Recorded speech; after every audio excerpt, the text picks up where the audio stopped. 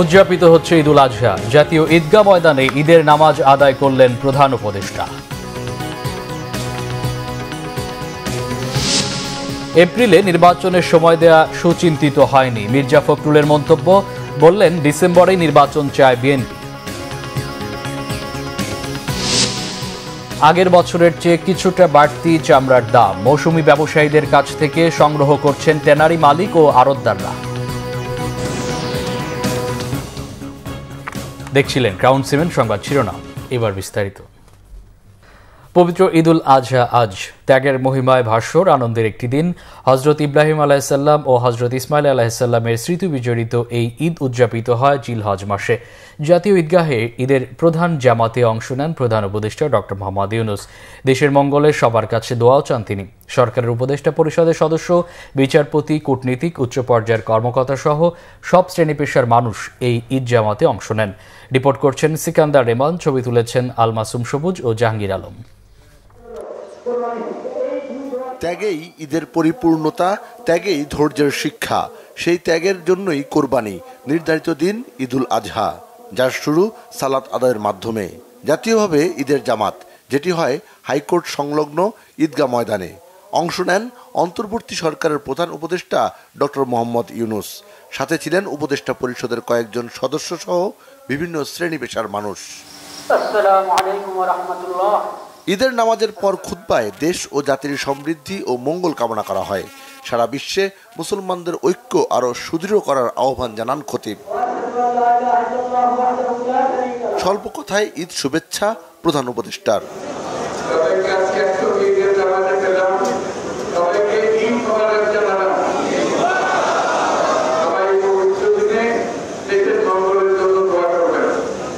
রাজনীতিবিদ সহ সব শ্রেণী পেশার মানুষের অবস্থান ঐক্যের পক্ষে। সবার স্বপ্ন সমৃদ্ধ বাংলাদেশের।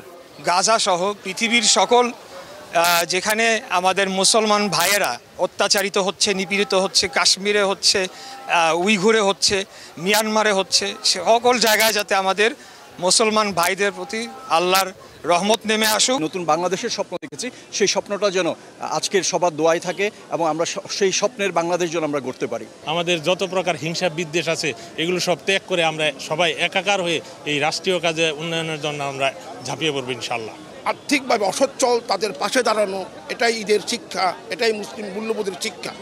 মনের পশুত্বকে দমন করে ভালোবাসা আর গর্বের বাংলাদেশ গড়ে তোলার দিকেই দৃষ্টি জনগণের। ত্যাগের মহিমায় উদ্ভাসিত হোক আজকের এই দিন। পশু কোরবানির মধ্য দিয়ে নিজের আত্মাকে করা হোক পরিশুদ্ধ। সব ভেদাভেদ ভুলে দেশ ও জাতির কল্যাণে সবাই এক হয়ে কাজ করবে, এমন প্রত্যাশা জাতীয় ঈদগাহে আসা সাধারণ মুসল্লিদের। সিকান্দার রেমান, বাংলা ভিশন, জাতীয় ঈদগাহ ময়দান, ঢাকা। কোরবানি মহান আল্লাহর সন্তুষ্টি লাভের মাধ্যম। ঈদের নামাজের পরপরই পশু কোরবানিতে ব্যস্ত হয়ে পড়ে ঢাকাবাসী। মসজিদের ইমাম, মুয়াজ্জিন এবং বিভিন্ন মাদ্রাসার ছাত্ররা অংশ নেন পশু জবাইয়ে। ব্যস্ত সময় পার করেন পেশাদার কসাইরাও। মহানগরীর প্রতিটি অলিগলিতে সকাল থেকেই শুরু হয় আল্লাহর নামে পশু কোরবানি। রাশিদুল ইসলাম বাবুলের ক্যামেরায় নাবিল জাহাঙ্গীরের রিপোর্ট। ঈদুল আজহার অন্যতম আনুষ্ঠানিকতা পশু কোরবানিকে ঘিরে। সকালে ঈদের নামাজ শেষে তাই পশু কোরবানিতে ব্যস্ত হয়ে পড়ে রাজধানীবাসী। এদিন বৃষ্টি না থাকায় নগরের অলিগলি, বাড়ির গ্যারেজ বা খোলা জায়গায় চলে পশু কোরবানির কাজ। আল্লাহকে খুশি করার জন্য কোরবানি করতেছি। এবছর ঈদের আয়োজনটা অনেক সুন্দর হয়েছে, সুশৃঙ্খল হয়েছে। খুব ভালোই আমরা বোধ করতেছি যে কাটার লোক ঠিকই পেয়েছি এবং খুব সুন্দরভাবে কাটতেছে গরু। সব কিছু মিলে আলহামদুলিল্লাহ, কারণ আমরা যে গরুটা কিনেছি আপনার হাজারীবাগের হাট থেকে, তো আমরা ওইটা আলহামদুলিল্লাহ কাটাকাটি যে আমাদের কসাইরা আছে ওনারা কাটতেছে। গত বছরে যেটা ছিল এই বছর মানে পার্মানেন্ট কসাই, তো সো ওদের সাথে আমাদের ওই ফিক্সড প্রাইসিংই থাকে। পেশাদার কসাইরা এদিন 6টি থেকে 8টি পর্যন্ত গরু কোরবানির কাজ করে থাকেন। না, আমি 6টা গরুর কাজ করবো, কিন্তু এক একটা গরু তো আমার 2 ঘন্টা সময় লাগে। 28 বছর ধরে আমি এই কাজ করি। 1.5 ঘন্টায় মনে করেন একটা কমপ্লিট, 1 ঘন্টায় 8 ঘন্টা একটা কমপ্লিট করতেছি। কোরবানির বর্জ্য যথাসময়ে পরিষ্কার করবে ঢাকার 2 সিটি কর্পোরেশন, এমনটাই প্রত্যাশা নগরবাসীর। নাবিল জাহাঙ্গীর, বাংলা ভিশন, ঢাকা। ঢাকা দক্ষিণ সিটি কর্পোরেশন এলাকায় কোরবানির পশুর বর্জ্য অপসারণের কার্যক্রম পরিদর্শনে মাঠে নেমেছেন বিএনপি নেতা ইশরাক হোসেন। দুপুরে রাজধানীর ধোলাইখালী এলাকার বর্জ্য ব্যবস্থাপনা পরিদর্শন করেন ইশরাক হোসেন। পরে তিনি সাংবাদিকদের বলেন, দ্রুত সময়ের মধ্যে বর্জ্য অপসারণে নিরলসভাবে কাজ করছেন সিটি কর্পোরেশনের কর্মকর্তা কর্মচারীরা। তবে বৃষ্টির কারণে অপসারণে কিছুটা বিলম্ব হতে পারে বলে আশঙ্কা প্রকাশ করেন তিনি। এ সময় বর্জ্য অপসারণে নগরবাসীকে সহায়তা করতে আহ্বান জানান ইশরাক হোসেন। আশঙ্কা করছি যে বৃষ্টিপাত হলে সেই ক্ষেত্রে কাজটা কিছুটা বিলম্বিত হতে পারে। তবে আমি বিশ্বাস করি যে আমাদের সকল শ্রেণীর কর্মকর্তা কর্মচারীবৃন্দ, পরিচ্ছন্ন কর্মী যারাই রয়েছেন, এবার তারা অত্যন্ত আন্তরিকভাবে কাজ করছেন এবং দ্রুততম সময়ের মধ্যে আমরা আশা রাখি যে নগরীকে তার স্বাভাবিক অবস্থায় ফিরিয়ে নিয়ে যেতে সক্ষম হব।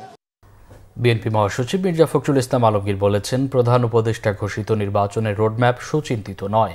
তিনি বলেন, এপ্রিল মাস দেশে নির্বাচনের উপযুক্ত সময় নয়, চিন্তা করে এই সময় দেওয়া হয়নি। তার মতে নির্বাচন ডিসেম্বরে হলে দেশের জন্য ভালো হবে। আহমেদ সারোয়ারের রিপোর্ট।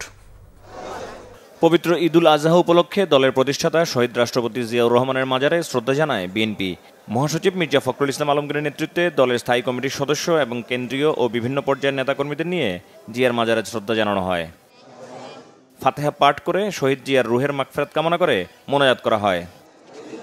পরে সাংবাদিকদের সাথে কথা বলেন বিএনপি মহাসচিব।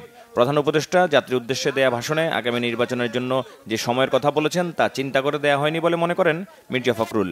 সময়টা খুব চিন্তা করে দেওয়া হয়েছে বলে আমাদের কাছে মনে হয় না। এছাড়া নির্বাচনী প্রচারণা করতে হবে রোজার মাসে, আমরা যে মন্তব্য আমাদের যে রিমার্কস আমরা আমাদের স্ট্যান্ডিং কমিটি তারা কালকে রাত্রেই সিদ্ধান্ত নিয়ে আলোচনা করে মতামত জানিয়েছেন। আমরা মনে করি যে ডিসেম্বরেই নির্বাচন হওয়া সম্ভব এবং সেটাই জাতির জন্য সবচেয়ে উপযোগী হবে। বিএনপি মহাসচিব দেশবাসীকে দলের পক্ষ থেকে ঈদের শুভেচ্ছা জানান। ঈদ মোবারক জানাচ্ছি, শুভেচ্ছা জানান। আহমেদ সারোয়ার, বাংলা ভিশন, ঢাকা। আগের বছরের চেয়ে কিছুটা বাড়তি দামে বিক্রি হচ্ছে কোরবানির পশুর চামড়া। রাজধানীর পোস্তা ছাড়াও রাজধানীর বিভিন্ন পয়েন্টে মৌসুমী ব্যবসায়ীদের কাছ থেকে চামড়া সংগ্রহের কাজ করছেন ট্যানারি মালিক ও আড়তদাররা। এবার গরুর চামড়া প্রতি বর্গফুট 5 টাকা, খাসি ও বকরির চামড়া প্রতি বর্গফুটে 2 টাকা বৃদ্ধি করেছে সরকার। ঢাকায় সর্বনিম্ন গরুর কাঁচা চামড়ার দাম 1350 টাকা এবং ঢাকার বাইরে 1150 টাকা নির্ধারণ করে দেওয়া হয়েছে। তবে এবার কিছুটা বাড়তি দাম দেয়া হলেও তা সরকার নির্ধারিত দামের চেয়ে অনেক কম। এদিকে কোরবানির ঈদে 80 থেকে 85 লাখ চামড়া সংগ্রহের লক্ষ্যমাত্রা নির্ধারণ করেছেন ট্যানারি মালিকরা। সারা বছরের 50 থেকে 60% চামড়া আসে এই মৌসুমে। 10 দিন পর্যন্ত ঢাকার বাইরে থেকে কোনো কাঁচা চামড়া রাজধানীতে ঢুকতে দেওয়া হবে না বলে জানান তারা। দেশের বিভিন্ন জায়গায়ও পবিত্র ঈদুল আজহার জামাত আদায় করেছেন ধর্মপ্রাণ মুসল্লিরা। সবচেয়ে বড় ঈদ জামাত হয়েছে কিশোরগঞ্জের শোলাকিয়া ও দিনাজপুরে গোড়ের শহীদ ময়দানে। প্রতিনিধিদের পাঠানো তথ্য ও ছবিতে দেখুন ডেস্ক রিপোর্ট।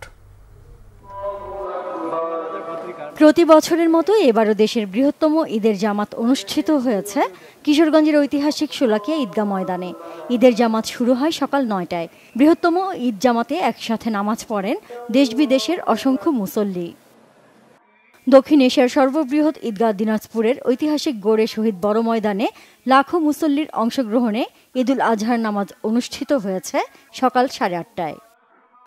চট্টগ্রামের জমিয়াতুল ফালাহ মসজিদ ময়দানে পবিত্র ঈদুল আজহার প্রধান জামাত অনুষ্ঠিত হয়েছে। এতে ইমামতি করেন জমিয়াতুল ফালাহ মসজিদের খতিব সৈয়দ আলাউদ্দিন আবু তালেব মোহাম্মদ আলাউদ্দিন আল কাদেরি। ময়মনসিংহ জেলার 2500 ঈদগাহ মাঠ ও মসজিদে পবিত্র ঈদুল আজহার জামাত অনুষ্ঠিত হয়েছে সকাল 7:30টায়। জেলা প্রশাসক সহ বিএনপি ও জামায়াতে ইসলামীর স্থানীয় নেতা সহ হাজারো মুসল্লি ঈদের নামাজ আদায় করেন। সিলেটের ঐতিহাসিক শাহী ঈদগাহ ময়দানে পবিত্র ঈদুল আজহার প্রধান জামাত অনুষ্ঠিত হয়েছে সকাল 8টায়। এতে মহানগরী ছাড়াও জেলার বিভিন্ন উপজেলা থেকে ধর্মপ্রাণ মুসলমানরা অংশগ্রহণ করেন। খুলনায় টাউন জামে মসজিদে ঈদের প্রধান জামাত সকাল 7:30টায় অনুষ্ঠিত হয়েছে। এতে ইমামতি করেন মসজিদের খতিব মাওলানা মোহাম্মদ সালে। বিভিন্ন শ্রেণী পেশার মানুষ এতে অংশ নেয়। বরিশালে ঈদুল আজহার প্রধান জামাত অনুষ্ঠিত হয় সকাল 7:30টায় নগরীর হেমায়েতুদ্দিন ঈদগাহ ময়দানে। রাজশাহীতে ঈদুল আজহার প্রধান জামাত নগরীর ঐতিহ্যবাহী হজরত শাহ মখদুম রহমতুল্লাহ আলাহি কেন্দ্রীয় ঈদগাহ মাঠে অনুষ্ঠিত হয় সকাল 7:30টায়।